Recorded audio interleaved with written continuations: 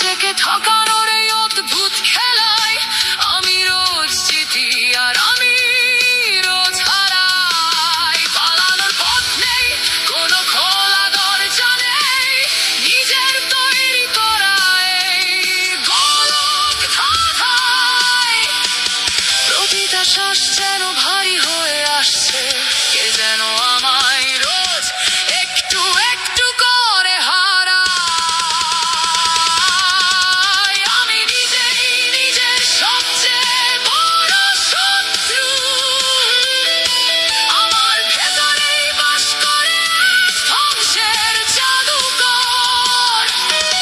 নিজের শেকড় নিজেই কেটে বলি, কেন রোজ ভেঙে পড়ছে আমার সাধের এই ঘর।